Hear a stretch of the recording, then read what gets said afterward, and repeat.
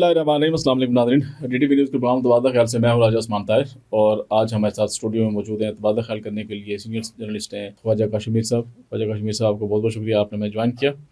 आज हम नाज़रीन बात करेंगे कि आज़ाद कश्मीर में मुस्लिम लीग नून की जो एक्टिविटीज़ हैं उनमें अच्छा खासा इजाफा हो गया, और आने वाले इलेक्शन के लिए भरपूर तैयारियों में है मुस्लिम लीग नून आज़ाद कश्मीर।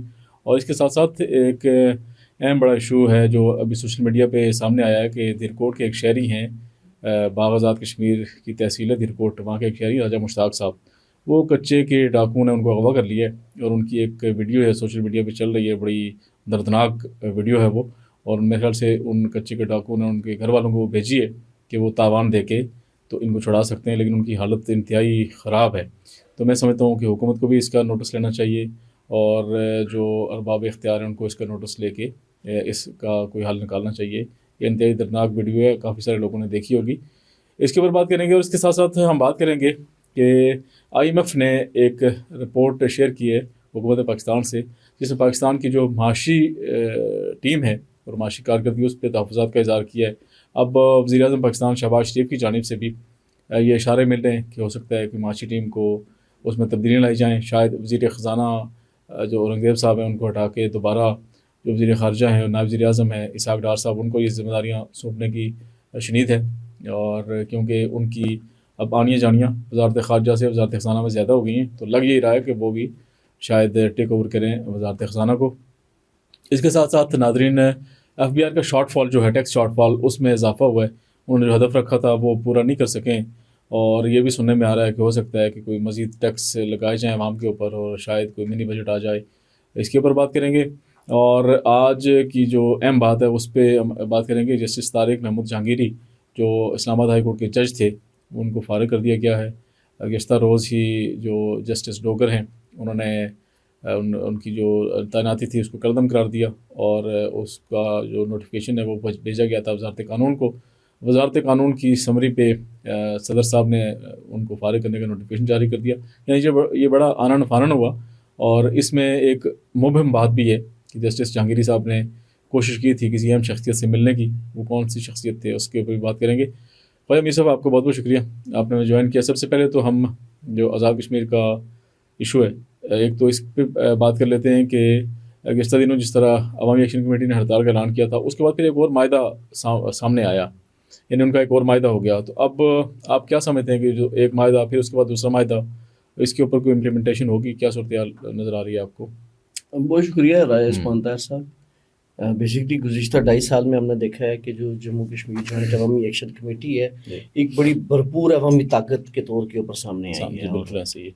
मज़ामती जो तहरीकें हैं बहुत ही ज़्यादा उरूज पे हमने देखी हैं, और अब भी वो जो पावर शो करते हैं तो उसमें लोगों की एक बहुत बड़ी तादाद सामने आती है।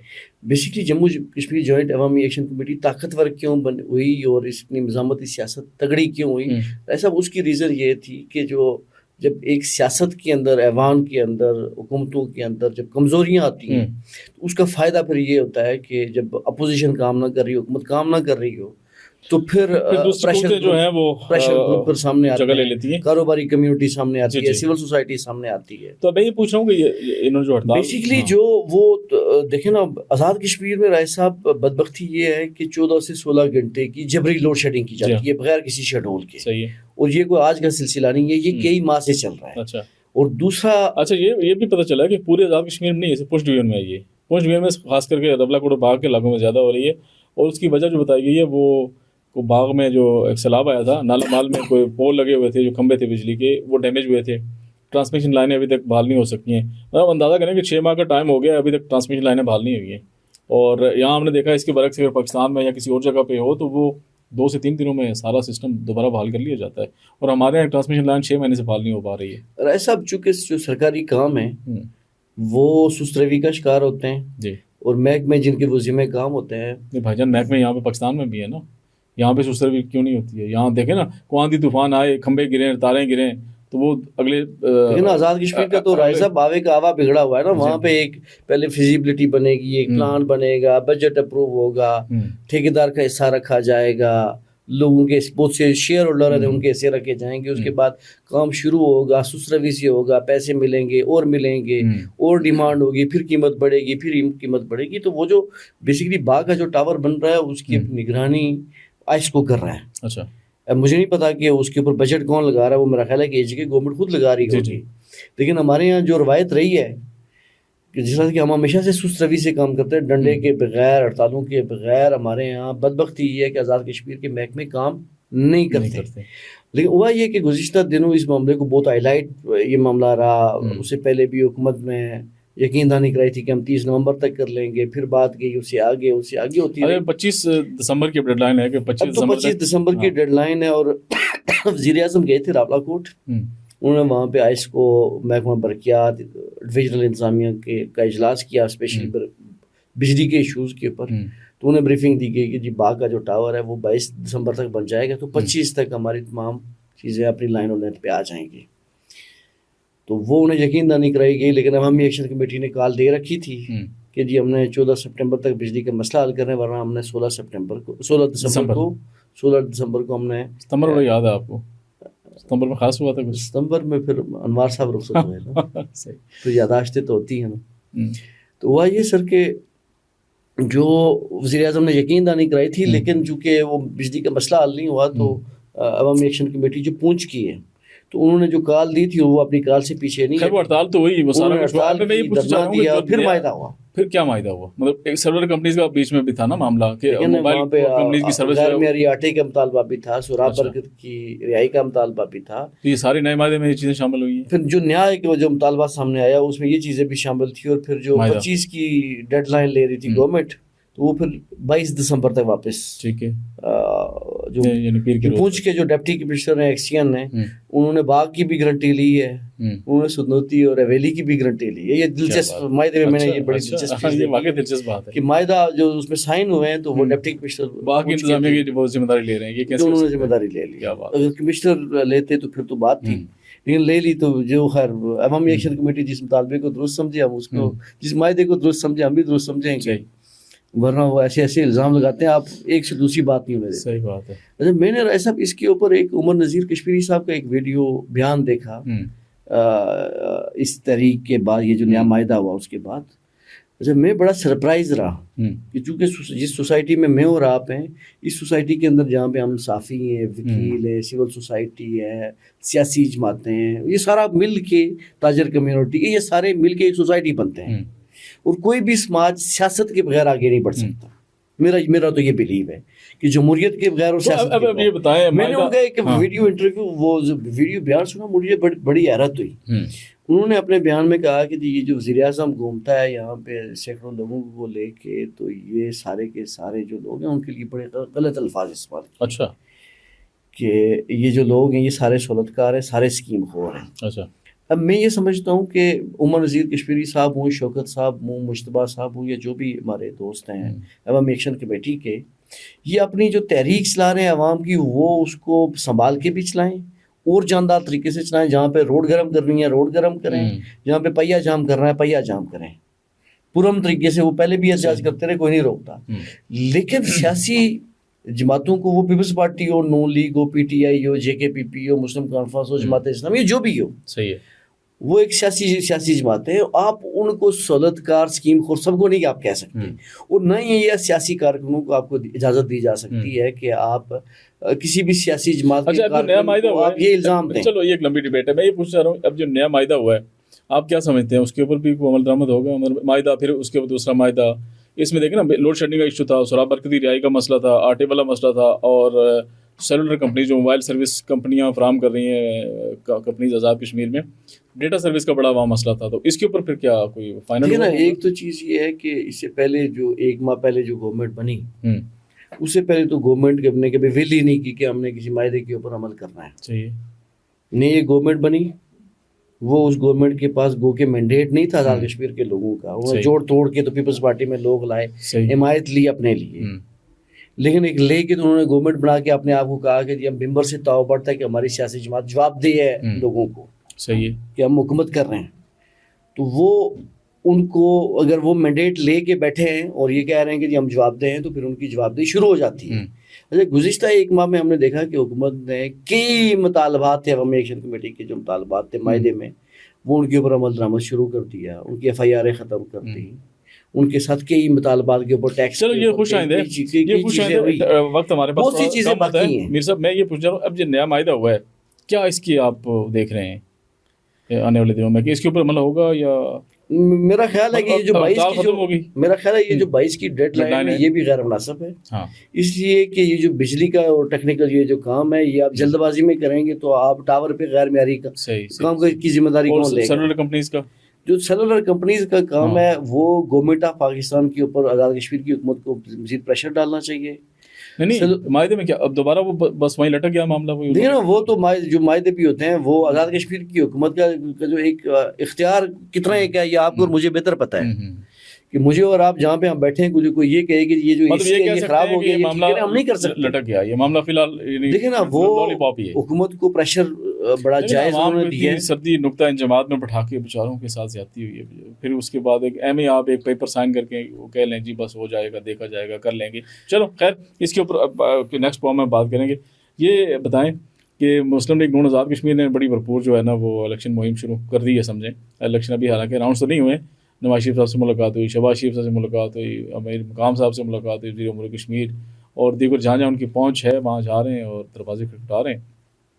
لوگوں کو بھی شمولیت دھڑا دھڑ ہو رہی ہے نون لیگ میں تیاریوں میں, تو کیا کہتے ہیں آپ؟ دیکھیں رائے صاحب یہ خوشائن پہلو ہے کہ آزاد کشمیر کی جو سیاسی جماعتیں ہیں وہ عوام میں بھی جا رہے ہیں, اپنی پارٹیوں سے بھی مل رہی ہیں, اور عوام کا جو پریشر ہے AJK کے اندر جو مزاحمت ہے اس کے توڑ کے لیے وہ پیکیجز لانے کی کوشش کر رہی ہیں. جس طرح سے پیپلز پارٹی ہے اسے کہا جی حکومت امید ہے ہم نے لوگوں کے لیے کام کرنا ہے, لگ گئے جیسا تیسا کریں گے کل جواب دہ ہوں گے. 6 مہینے کے بعد جب الیکشن اناؤنس ہوں گے لوگوں کے کام نہیں کیے ہوں گے لوگ آپ کو ووٹ نہیں دیں گے. سیدھی بات ہے. مسلم لیگ نواز نے فیصلہ کیا کہ جی یہ ایک رجیم کی حکومت تھی, اس کو ختم کرنے کے لیے ہم آپ کا ساتھ دے رہے ہیں, لیکن ہم نے اپوزیشن میں بیٹھ رہا ہے. گو کہ یہ کوئی اخلاقی طور پہ وہ کوئی پارلیمانی کو بہت اچھا طریقہ نہیں ہے کہ آپ ووٹ دیں گے ادھر سے بیٹھیں. دیکھیں آزاد کشمیر میں جو پرائم منسٹر پاکستان کی جو لیپ ٹاپ اسکیم ہے, مختلف یونیورسٹیز کے اندر لیپ ٹاپ جو تقسیم ہوئے, وزیر امور کشمیر بھی گئے تھے کوٹلی, اسی طرح سے شاہ غلام قادر صاحب نے مظفرآباد یونیورسٹی میں تقسیم کی ہے, کوٹلی یونیورسٹی میں بھی مسلم لیگ نون کے جو ہمارے دوست ہیں انہوں نے تقسیم کی, مختلف اضلاع میں جہاں پہ بھی یونیورسٹیوں میں تقسیم ہوئے. تو مسلم لیگ مرکزی مسلم لیگ اور آزاد کشمیر کی مسلم لیگ نے ان پروگراموں کی میزبانی کی اور طلباء کو لیپ ٹاپ تقسیم کی. اب بیسیکلی مسلم لیگ نون آزاد کشمیر کے اندر ایک ماحول بنا رہی ہے. وہ ماحول یہ بنا رہی ہے کہ جی پنجاب کے اندر جو مریم نواز شریف کی سربراہی میں جو حکومت جو اچھے اقدامات کر رہی ہے, جو 100 کے قریب انہوں نے بڑے انیشیٹو لیے ہیں, وہ روزگار کے لیے ہو, صحت کے لیے ہو, ووکیشنل ٹریننگ, وہ تو میڈم نے کہا ہے کہ وہ ہم AJK میں بھی لائیں گے. آزاد کشمیر میں مسلم لیگ نون کی حکومت آ جاتی ہے, اور نواز شریف صاحب نے اس سے بڑی بات کی, انہوں نے کہا جی کہ ہم NFC جو ہے وہ اس میں شامل کریں گے, AJK کو شامل, میں مطالبہ کرتا ہوں کہ شامل کیا جائے. وہ کہ وہ مشکل مطالبہ ہے, وہ آپ بھی سمجھتے ہیں, میں بھی سمجھتا ہوں کہ NFC بغیر کسی آئینی صوبے کے بغیر آپ NFC میں جگہ دے نہیں سکتے, لیکن آپ مالی پیکیج دے سکتے, اس کے ایکول میں آپ پیکیج دے سکتے, کوئی اور نام دے کے. مریم نواز نے اعلان کیا ہے نا کہ پنجاب کی جس طرح پنجاب طرز پہ ترقی ہو رہی ہے اسی طرح آزاد کشمیر کو پنجاب ماڈل کی طرح وہاں پہ بھی کریں گے. تو مسلم لیگ نواز اب تو یہ دیکھتے ہیں کہ وقت دیکھیں نا جو شاہ غلام قادر صاحب اور ان کے جو ساتھی جو سرگرمیاں شروع کر رہے ہیں اور جو وہ پلاننگ میں لگے ہوئے ہیں کہ ہم نے لوگوں کے پاس مختلف شعبے کے لوگوں کے ساتھ کس طرح سے جانا ہے, ان کے ایک منشور کمیٹی کام کر رہی ہے, وہ انگیج کر رہے ہیں مختلف لوگوں کے ساتھ. تو وہ اب مرکزی جماعت کے ساتھ, مرکزی حکومت کے ساتھ اور آزاد کشمیر کے لوگوں کے ساتھ جڑ کے تو اگلے 6 ماہ کے اندر وہ ماحول بنانا چاہ رہے ہیں کہ جب 6 ماہ بعد جب اناؤنس ہو الیکشن تو ایک مرکز کی ہوا بھی چل رہی ہو. پنجاب کے اندر بھی اگر سیٹ اپ ایسا ہی رہا ہو, مرکز کے اندر بھی ایسا ہی رہا ہے, چونکہ اس ملک میں پتہ کوئی نہیں ہوتا کہ کس وقت کیا ہو جائے.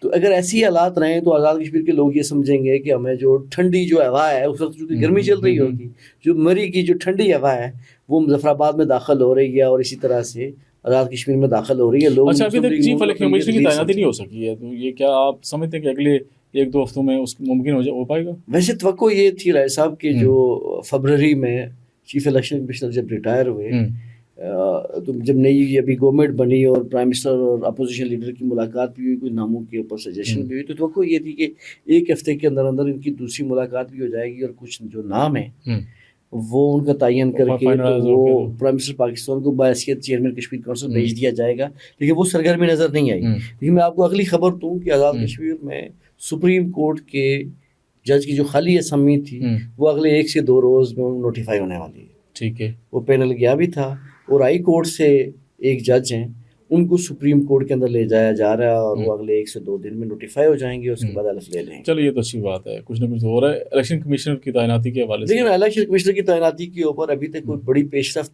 کوئی پینل ابھی تک گیا نہیں ہے. میرا خیال ہے کہ یہ پھر معاملہ ابھی لٹک ہی رہا ہے. میرا خیال ہے اس کو لٹکنا نہیں چاہیے اور اس کے پیچھے یہ دیکھا جانا چاہیے کہ آیا جو ہمارے جو گزشتہ وزیر اعظم صاحب تھے وہ چیف الیکشن کمشنر کے لیے پینل کیوں نہیں بھیج رہے تھے؟ آیا وہ خود نہیں بھیج رہے تھے یا کوئی انہیں روک رہا تھا؟ ابھی یہاں پہ بھی یہ دیکھا جائے گا کہ فیصل ممتاز راٹھور صاحب کو کہیں اور سے احکامات تو نہیں آ رہے ہیں، کوئی ان کو روک تو نہیں رہا کہ آپ چیف الیکشن کمشنر کا پینل نہ بھیجیں. اگر کوئی روک رہا ہے تو اس کا مطلب ہے کہ کوئی اور ہے جو چاہ رہا ہے کہ آزاد کشمیر میں الیکشن نہ ہو. میرا خیال ہے کہ ایسی امید توقع نہیں رکھنی چاہیے، لیکن خدشے کا اظہار ضرور کیا جا سکتا ہے. اور ڈیلے جتنا ہوگا تو خدشات بھی بڑھیں گے اور مختلف طرح سے جو مختلف مفروضے میں مختلف افواہیں بھی سامنے آئیں گی. میرا خیال ہے کہ حکومت کو ایک پینل بنا کے اپوزیشن کے ساتھ وہ چیئرمین کشمیر کونسل کو بھیج دینا چاہیے اور ایز سون ایز پاسبل جو چیف الیکشن کمشنر کی اور سینئر ممبر تعیناتی کر دینی چاہیے. یہ آئینی تقاضا بھی ہے. بالکل. اچھا میر صاحب اپنی اگلی خبر پہ آتے ہیں کہ آئی ایم ایف کی جانب سے بڑے تحفظات اور خدشات کا اظہار کیا گیا. انہوں نے کہا جی کہ پاکستان کی معاشی کارکردگی ہے، حالانکہ حکومت تو یہ کہہ رہی ہے کہ بہت اچھی جا رہی ہے، لیکن دیکھیں نا وہ بھی کہہ رہے ہیں کہ ان اداروں میں کرپشن ہے، ان اداروں میں کرپشن ہے، اس کو روکیں، نہیں روک پا رہے ہیں. اور وزیر خزانہ صاحب جو ہیں وہ اورنگزیب صاحب، وہ بھی ان کی کارکردگی پر سوالیہ نشان اٹھ رہا ہے. اور اب جو ہمارے ذرائع نے یہ بتایا کہ وزیر اعظم صاحب جو ہے وہ شاید اپنی معاشی ٹیم کو چینج کریں اور موجودہ وزیر خزانہ صاحب کو ہٹا کے اسحاق ڈار صاحب کی ذمہ داریاں لگائی جائیں گی جو وزیر خارجہ ہیں اور ڈپٹی وزیر اعظم بھی ہیں. اب کچھ کمیٹیز ہیں پارلیمنٹ میں جو اسپیشلی فائنانس کے حوالے سے اسحاق ڈار صاحب اس جا رہے ہیں، ان کی بریفنگ لے رہے ہیں، معاملات خود دیکھ رہے ہیں. تو یہ ایک بڑا سوالیہ نشان ہے کہ معاشی ٹیم اگر جو بہتر نہیں ہوگی، کارکردگی اچھی نہیں ہوگی تو پھر ملک کیسے ترقی کرے گا؟ یہ بڑا مشکل معاملہ ہے. اور اس کے اوپر میں یہ سمجھتا ہوں کہ آنے والے دنوں میں ہو سکتا ہے کہ کوئی نہ کوئی خبر آ جائے کہ اسحاق ڈار صاحب دوبارہ وزیر خزانہ بن رہے ہیں. عثمان طاہر صاحب دیکھیں، یہ جو پاکستان کے اندر جو اس وقت جو وزیر خزانہ ہیں وہ شہباز شریف صاحب کے لگائے ہوئے نہیں ہیں، وہ آئی ایم ایف اور پاکستان کی اسٹیبلشمنٹ نے لگائے ہوئے ہیں. اور پاکستان میں اس سے پہلے بھی مسلم لیگ نون کے دور میں، ان کی کارکردگی دیکھیں نا، مسلم لیگ نون کے دور میں پہلے بھی جب مفتاح اسماعیل صاحب وزیر خزانہ تھے، ان کے خلاف سازشیں کر کے تو اسحاق ڈار صاحب نے انہیں بھیج دیا تھا. آپ کو یاد ہے نا؟ ابھی بھی اگر اسحاق ڈار صاحب نے بننا ہے تو وہ یہ ثابت کریں گے کہ یہ ناکام ہو گئے وزیر خزانہ اور مجھے جگہ سنبھالنی چاہیے. یہ لوگوں کو یہ آرٹ آتے ہیں. دوسری بات یہ ہے کہ آئی ایم ایف نے اپنا وزیر خزانہ بٹھایا ہوا ہے، اسٹیبلشمنٹ کی مرضی سے بٹھایا ہوا ہے، اور جو پاکستان کے اندر جو بھی معاشی پلان بنتا ہے، ٹیکس کا پلان بنتا ہے، وہ آئی ایم ایف پاکستان کی اسٹیبلشمنٹ پاکستان کی مل کے کرتے ہیں. اس میں جو خاص اہداف جو پورے نہیں ہوتے رائے صاحب نا، اس کی ایک بنیادی اور سادہ وجہ ہے. اس کی سادہ وجہ یہ ہے کہ جب لوگوں کے پاس روزگار نہیں ہوگا، آپ کی انڈسٹری ختم ہو جائے گی، آپ کے ہر طرح کا کاروبار ختم ہو جائے گا. آپ نے ریئل اسٹیٹ سیکٹر سارا بٹھا دیا، آپ نے چوک کر دیا پورے نظام کو. جب لوگوں کے پاس پیسہ نہیں ہوگا تو آپ کے اہداف کدھر سے پورے ہوں گے؟ دیکھیں نا، یہ بھی نیوز ہے کہ جو ایف پی آر کی جو ٹیکس اہداف تھے نا پہلی سرمائی کی، وہ پورے نہیں ہو سکیں. اور اب مشورہ یہ دیا جا رہا ہے کہ شاید کوئی ٹیکسوں میں اضافے کے لیے منی بجٹ جو ہے وہ اس کو لانے کے لیے بھی غور و خوض جاری ہے. اب اگر مزید کو ٹیکس لگائے گئے تو عوام کا تو پہلے ہی بیچارہ مہنگائی نے برا حال کر دیا ہے، تو مزید ٹیکسوں میں تو عوام کے لیے جینا بڑا مشکل ہو جائے گا. اگلی خبر پہ ہم بات کرتے ہیں کہ جسٹس طارق محمود جہانگیری صاحب ہیں، اسلام آباد ہائی کورٹ کے جج. سب سے پہلے انہوں نے جو جسٹس ڈوگر صاحب جو تعینات کیے گئے تھے بلوچستان سے اٹھا کے اسلام آباد ہائی کورٹ میں ان کو لگایا گیا. جہانگیری صاحب نے بڑا پروٹیسٹ کیا اس کے اوپر، انہوں نے ان کے خلاف جو ہے نا وہ اپلیکیشن بھی دی. اور پھر دیکھتے جہانگیری صاحب کی گلے میں خود پھندا پڑ گیا. ان کی ڈگری کے اوپر سوال اٹھنا شروع ہو گئے. اور انہوں نے کورٹ میں حلف قرآن پاک کے اوپر حلف دیا تھا کہ میری جو ڈگری ہے وہ اصلی ہے. اور گزشتہ روز جو رجسٹرار کراچی یونیورسٹی ہیں ان کی جانب سے جو رپورٹ آئی ہے تو انہوں نے کہا کہ ان کی ڈگری جعلی ہے. تو اب اگر جج اگر قرآن پاک کے اوپر ہاتھ رکھے کہے کہ وہ سچا ہے اور وہ کہہ رہا ہے کہ صحیح ہے، اور رجسٹرار صاحب جو یونیورسٹی کے ہیں وہ کہہ رہے ہیں جعلی ہے، تو اب کس کی بات کو صحیح مانا جائے؟ اور اسی کے اوپر اگر ہم بات کریں تو ڈوگر صاحب نے پھر ان کی تعیناتی کو کالعدم قرار دیا ہے. جو چیف جسٹس اسلام آباد ہائی کورٹ ہیں ان کی تعیناتی کو کالعدم قرار دیا ہے، اور کالعدم قرار دینے کے ساتھ ساتھ وزارت قانون جو ہے ان کو نوٹس بھیجا، ان کو اس کی کاپی بھیجی، پھر صدر صاحب تک پہنچ گئی، اور راتوں رات صدر صاحب نے نوٹیفیکیشن بھی جاری کر دیا کہ جسٹس طارق محمود جہانگیری صاحب اسلام آباد ہائی کورٹ کے جج نہیں ہیں. اب یہ کہانی ہے. اس کے پس پردہ ایک اور کہانی ہے میر صاحب، وہ یہ ہے کہ جہانگیری صاحب نے کوشش کی اپنے فیملی کے لوگوں کو بھی لے کے کہ کسی طریقے سے فیلڈ مارشل صاحب سے ملاقات ہو جائے. اگر ان سے ملاقات ہو جائے تو کوئی کوشش ویسے انہوں نے ٹھیک کی، اصل جگہ پہ کی. جی اصل جگہ پہ، لیکن انہوں نے منع کر دیا ہے. انہوں نے ملنے سے ہمیں پتہ چلا ذرائع سے کہ انہوں نے کہا جی کہ نہیں جی سوری، ہم اپنے اگر ایک 4 اسٹار جنرل کو سزا دے سکتے ہیں تو آپ کے لیے ہمارے پاس نرم گوشہ کوئی نہیں ہے. اور پھر انہوں نے ایک اور اٹیمپٹ کی کسی اور فوجی یہ بھی پی ٹی آئی والے جج تھے.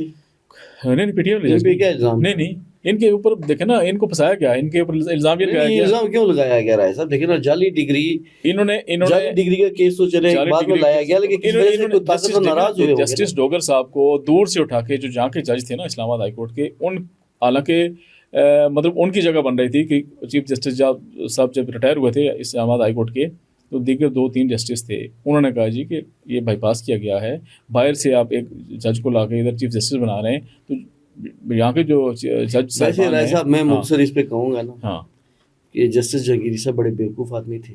اچھا، اس لیے بیوقوف تھے کہ موجودہ جو طاقت ہوتی ہے نا، طاقت کے خلاف جب آپ بغاوت کرتے ہیں تو پھر آپ کو خمیازہ بھگتنا پڑتا ہے. پہلی بات یہ، انہیں وقت، آلات اور واقعات کے مطابق جو آلات چل رہے تھے خود کو ڈھالنا چاہیے تھا، تو وہ انہیں اپنے آپ کو باقی لوگوں کی طرح ڈالنا چاہیے تھا.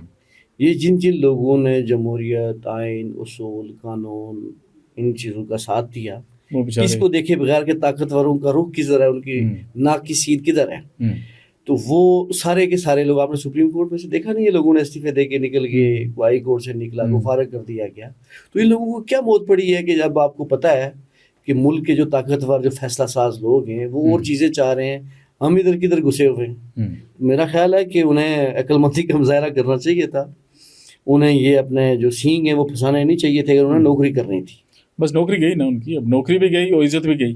نہیں، عزت نہیں کی. کیسے عزت نہیں کی؟ اب دیکھیں نا، دیکھیں رائے صاحب، جو عہدہ ہوتا ہے نا، عہدے کی وجہ سے اب یہ سوال اٹھ رہے ہیں کہ ان کی ڈگری اصلی ہے جعلی ہے. دیکھیں نا، بھائی ایک جسٹس کی اگر ڈگری جعلی ہے تو بھائی جان پھر اس کے بڑا اور کیا ہو سکتا ہے؟ دیکھیں نا، جب وہ قرآن پاک کے اوپر ہاتھ رکھ کے کہہ رہے ہیں کہ میری ڈگری اصلی ہے، اور رجسٹرار صاحب رپورٹ بھیج رہے ہیں کہ ان کی ڈگری جعلی ہے، بلکہ وہ تو یہ کہہ رہے ہیں کہ ان کی جو رول نمبر سلپ ہے وہ بھی جعلی ہے، مطلب وہ بھی کسی اور نے. جب طاقتور کہیں گے کہ وہ جس یونیورسٹی سے انہوں نے ڈگری کی ہے نا، اس یونیورسٹی کو اگر طاقتور یہ کہیں گے کہ یہ یونیورسٹی جعلی ہے، تو وہ لوگ اٹھ کے کہیں گے کہ یہ واقعی جعلی ہے.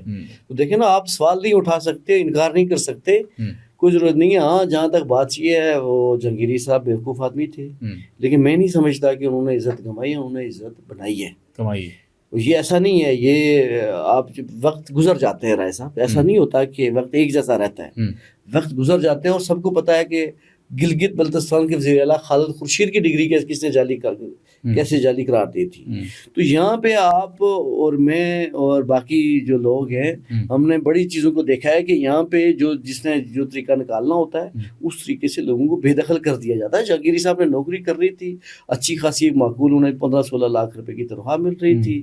سر علاتے انہیں کہتے آپ بلوچستان جائیں، کہتے سر جو آپ کہتے ہیں، جو فیصلہ ہم بھیج رہے ہیں وہ کریں، وہ کرتے رہتے تو انہیں مسئلہ نہ ہوتا. اب طاقتور لوگوں سے الجھیں گے تو یہ پھر آپ کو بھگتنی پڑے گی. صورتحال ہے جو ڈیولپ ہو رہی ہے خاص کر ایسے معاملات میں، اور جو بندہ اٹھتا ہے اپنے حق کے لیے تو پھر اس کی آواز کو دبا دیا جاتا ہے. آپ کا بہت بہت شکریہ میر صاحب. آج کا پروگرام ناظرین یہیں تک، انشاءاللہ اگلے پروگرام میں مزید نیوز اپڈیٹ کے ساتھ حاضر ہوں گے. تب تک دوستوں رشتہ داروں کا خیال رکھیے گا. خدا حافظ.